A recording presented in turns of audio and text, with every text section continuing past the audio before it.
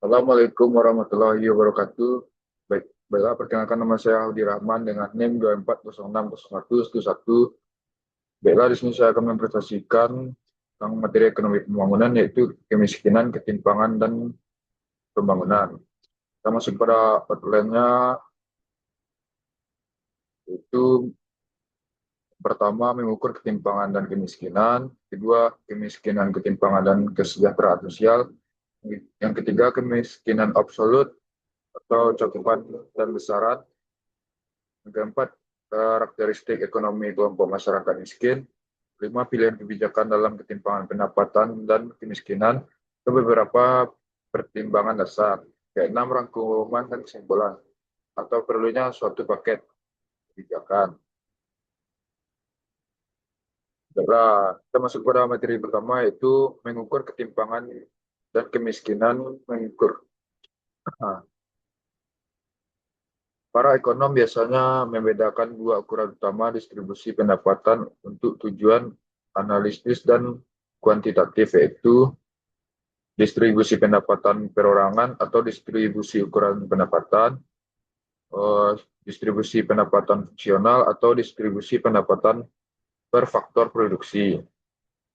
Distribusi ukuran pendapatan atau size distribution of income atau distribusi pendapatan perorangan adalah ukuran yang paling umum digunakan oleh para ekonom.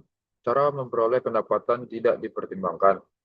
Faktor yang penting adalah seberapa besar perolehan masing-masing orang atau rumah tangga, tanpa mempersoalkan apakah pendapatan itu hanya diperoleh dari gajinya karena bekerja atau juga dihasilkan dari sumber lain seperti bunga, laba, uang sewa, hibah, atau harta warisan.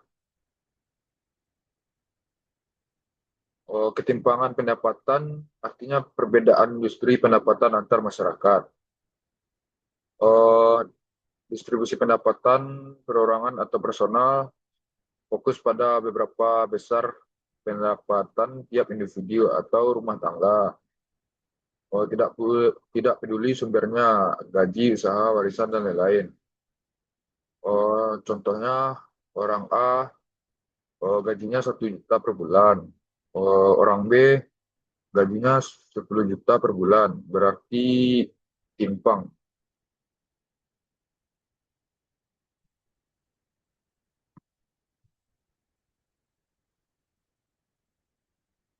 Selanjutnya, distribusi pendapatan fungsional. Kita melihat pendapatan berdasarkan faktor produksi. Yang pertama, tenaga kerja sama dengan upah, modal sama dengan bunga atau laba, tanah sama dengan bayar sewanya. Tujuannya, lihat siapa yang lebih dominan dapat pendapatan, atau buruh atau pemilik modalnya. Selanjutnya, kita masuk kepada gambar kurva Lorenz-Veraga. Penjelasannya, cara lain yang biasa dilakukan untuk menganalisis statistik pendapatan individu adalah membuat kurva Lorenz atau Lorenz curve. Paraga memperlihatkan cara membuatnya. Jumlah menerima pendapatan ditempatkan pada sumbu horizontal, tidak dalam angka absolut, tapi dalam persentase kumulatif. Distribusi fungsional, ukuran kedua yang biasa digunakan para ekonom untuk mengukur distribusi pendapatan adalah distribusi pendapatan fungsional atau functional distribution of income atau distribusi pendapatan pangsa faktor atau faktor share distribution of income yang berupaya menjelaskan pangsa pendapatan nasional, total yang diterima tiap faktor produksi atau production faktor atau lahan, tenaga kerja, dan modal.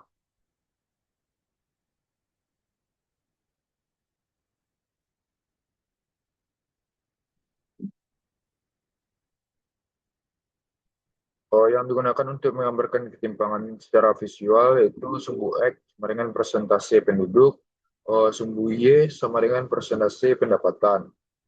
Jika garis makin jauh dari garis diagonal, maka ketimpangan makin tinggi.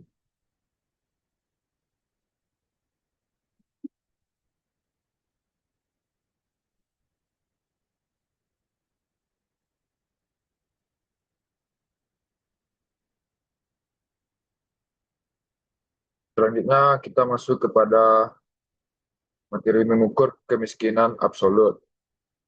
Yang pertama, tentukan garis kemiskinan. Yang kedua, hitung kebutuhan dasar makanan atau non-makanan. Bandingkan pendapatan atau pengeluaran dengan garis kemiskinan. Dapat jika garis kemiskinan lebih kecil sama dengan miskin absolut.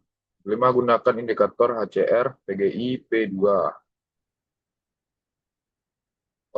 Penjelasan indikatornya, HCR atau Huncon Ratio adalah jumlah orang miskin. PGI atau Poverty Gap Index adalah seberapa miskin mereka. P2 atau Poverty Severity adalah tingkat keparahan kemiskinan. Oke, next, materi selanjutnya.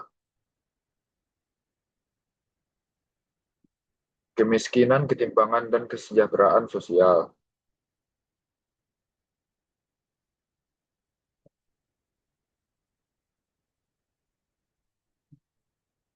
Pembangunan dualistis dan pergeseran kurva Lorenz adalah beberapa tipologi khusus.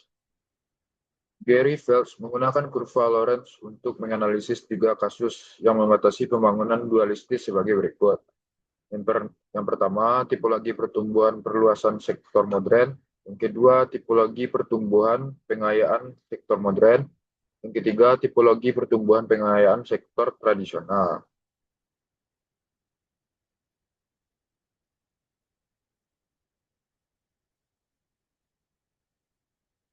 Pengembangan dualistis artinya ada 2 sektor. Yang pertama, modern, sama dengan maju. Yang kedua, tradisional, sama dengan tertinggal.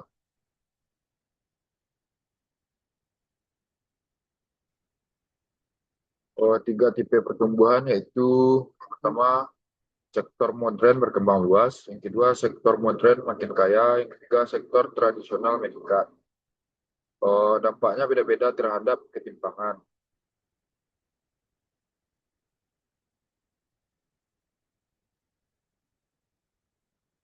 Oke, kita masuk kepada materi selanjutnya yaitu kurva U.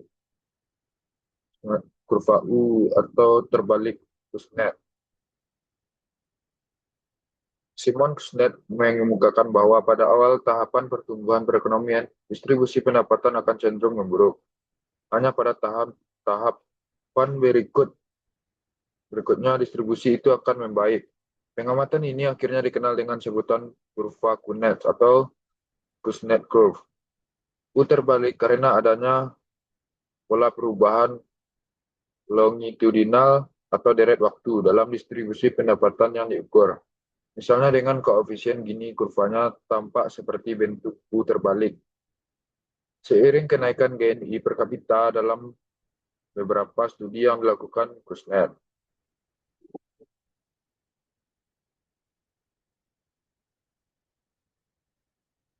Teori ini dibilang yang pertama awal pembangunan adalah ketimpangan naik. Dunia setelah maju adalah ketimpangan turun. Kenapa? Awal hanya kelompok tertentu yang berkembang. Lanjut, manfaat ekonomi mulai menyebar. Pertumbuhan dan ketimpangan. Terdapat hubungan antara pertumbuhan ekonomi dan ketimpangan, tetapi tidak selalu sama di setiap wilayah. Kenapa? Karena setiap wilayah punya kondisi yang berbeda, atau ekonomi, pendidikan, kebijakan, dan lain-lain. Maka dampak pertumbuhan ekonomi terhadap ketimpangan juga berbeda. Jadi, pertumbuhan tinggi belum tentu adil.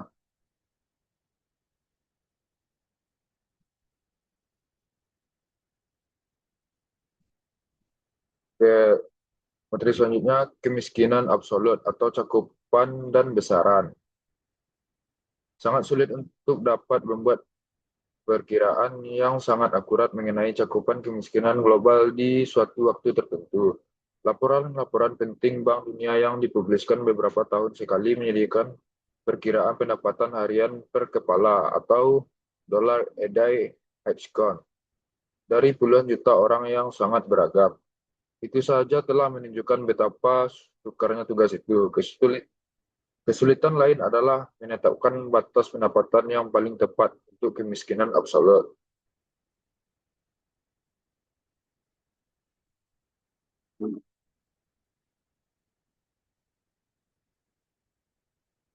Masalah utamanya di sini itu yang pertama, sulit menentukan garis kemiskinan global. Yang kedua, data tiap negaranya berbeda. Contohnya, Bank Dunia pakai standar $1 sampai $2 per hari, tapi tidak selalu cocok di semua negara. Oke, next, pertumbuhan dan kemiskinan. Terdapat 5 alasan mengapa kebijakan yang berfokus pada upaya penurunan tingkat kemiskinan tidak selalu memperlambat laju pertumbuhan ekonomi. Pertama, kemiskinan yang meluas akan menciptakan kondisi di mana kaum miskin tidak bisa mendapatkan pinjaman. Kedua, orang-orang kaya di banyak negara yang sekarang miskin umumnya tidak hemat atau kurang suka menabung dan menginvestasikan. Ketiga, rendahnya pendapatan dan rendahnya standar hidup orang-orang miskin yang berakibat pada buruknya kesehatan, nutrisi, dan pendidikan dapat menurunkan produktivitas ekonomi mereka, sehingga secara langsung dan tidak langsung menimbulkan perekonomian yang tumbuh lambat. Yang keempat, meningkatkan tingkat pendapatan orang-orang miskin akan merangsang peningkatan permintaan akan produk lokal untuk memenuhi kebutuhan sehari-hari. Yang kelima, pengurangan kemiskinan massal dapat mendorong perluasan perekonomian yang sehat karena berfungsi sebagai insentif materi dan psikologis untuk memperluas partisipasi publik dalam proses pembangunan.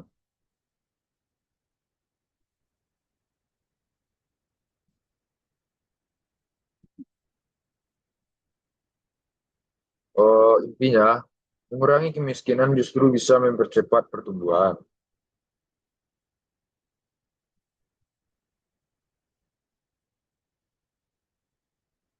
Oke, materi selanjutnya, karakteristik ekonomi kelompok masyarakat miskin. Kemiskinan di perdesaan. Sebagian besar orang miskin tinggal di daerah perdesaan. Mata pencarian utamanya itu sektor pertanian dan aktivitas terkait. Komposisi kelompok miskin, pertama lebih banyak perempuan dan anak-anak. Yang kedua banyak berasal dari kelompok etnis minoritas. Contohnya perempuan dan kemiskinan. Pertama, perempuan sering bekerja di sektor informal dan bergaji rendah. Kedua, akses terbatas pada pendidikan, pekerjaan, dan sumber daya. Tiga, mengalami ketimpangan upah dan diskriminasi. Yang keempat, pendapatan perempuan penting untuk kesejahteraan keluarga. Yang kelima, perempuan kepala rumah tangga lebih rentan miskin. Yang keenam, dampaknya adalah rendahnya akses kesehatan, pendidikan, dan kualitas hidup. Yang keenam, pemberdayaan perempuan yaitu kunci mengurangi kemiskinan.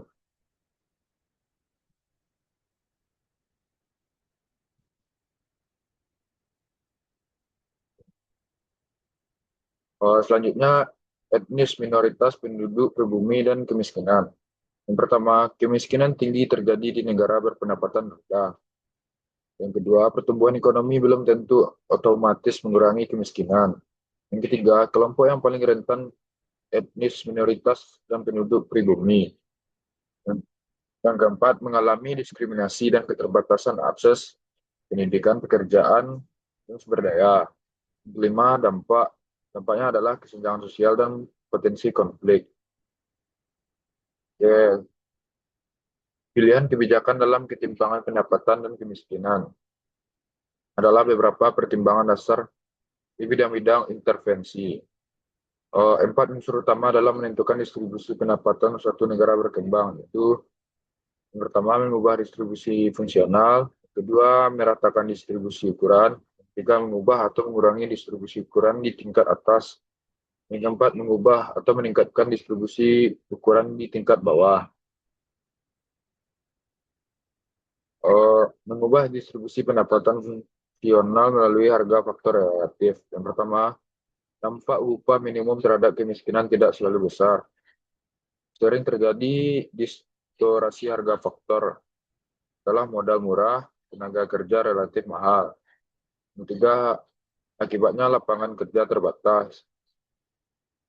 Yang keempat, selisihnya itu perbaiki harga faktor dengan dorong padat karya. Keenam, dampak lebih banyak kerja, kemiskinan, dan ketimpangan menurun. Oke, next. Mengubah distribusi ukuran melalui peningkatan aset kaum miskin. Ketimpangan pendapatan dan kemiskinan terjadi karena distribusi aset seperti tanah, modal, dan pendidikan yang tidak merata. Kondisi ini membuat kelompok miskin sulit meningkatkan produktivitas dan keluar dari kemiskinan. Oleh karena itu, diperlukan kebijakan pemerintah seperti redistribusi aset, misalnya reforma agraria, serta peningkatan akses terhadap pendidikan dan modal. Dengan pemerataan tersebut, masyarakat miskin dapat lebih produktif, sehingga ketimpangan berkurang dan pertumbuhan ekonomi menjadi lebih inklusif. Selanjutnya, pajak penghasilan progresif dan kekayaan. Pajak penghasilan progresif merupakan salah satu kebijakan untuk mengurangi ketimpangan dengan membedakan pajak lebih besar kepada kelompok berpendapatan tinggi. Kebijakan ini bertujuan untuk redistribusi pendapatan melalui pembiayaan program sosial bagi masyarakat miskin. Namun, penerapannya harus berhati-hati karena dapat menimbulkan dampak negatif seperti menurunnya insentif kerja, tabungan, dan investasi jika tarif pajak terlalu tinggi. Oleh karena itu, diperlukan keseimbangan antara pemerataan dan efisien agar kebijakan pajak terhadap efektif dalam mengurangi kemiskinan tanpa menghambat pertumbuhan ekonomi. Selanjutnya, pembayaran transfer langsung serta penyediaan barang dan jasa publik. Penanggulangan kemiskinan dilakukan melalui berbagai program seperti padat karya, bantuan tunai atau subsidi, serta pembiayaan mikro yang bertujuan peningkatan pendapatan dan kesejahteraan masyarakat miskin. Pelaksanaan program harus tepat sasaran dan efektif agar benar-benar membantu kelompok yang membutuhkan. Selain itu, perlu diperhatikan agar program tidak menurunkan motivasi kerja, tetap efisien, dan tidak menimbulkan stigma sosial. Oleh karena itu, diperlukan kombinasi kebijakan ekonomi dan sosial yang terintegrasi untuk mencapai hasil yang optimal. Selanjutnya, rangkuman dan kesimpulan. Perlunya suatu paket kebijakan. Rangkuman kebijakan penanggulangan kemiskinan menekankan pentingnya investasi pada pendidikan, kesehatan, dan infrastruktur untuk mendorong pertumbuhan yang inklusif. Selain itu, diperlukan kebijakan struktural seperti redistribusi aset, perluasan akses terhadap pekerjaan dan kesempatan ekonomi, serta reformasi sistem pajak dan bantuan sosial. Program bantuan langsung, jaring pengaman sosial, dan pemberdayaan masyarakat juga berperan dalam meningkatkan kesejahteraan kelompok miskin. Secara keseluruhan, penanggulangan kemiskinan harus dilakukan secara terpadu melalui kombinasi kebijakan ekonomi, sosial, kelembagaan agar efektif dan berkelanjutan. Terima kasih. Hanya itu yang dapat saya jelaskan. Kalau ada salah dan maaf. Kalau ada salah dan saya mohon maaf. Sekian. Terima kasih. Assalamualaikum warahmatullahi wabarakatuh.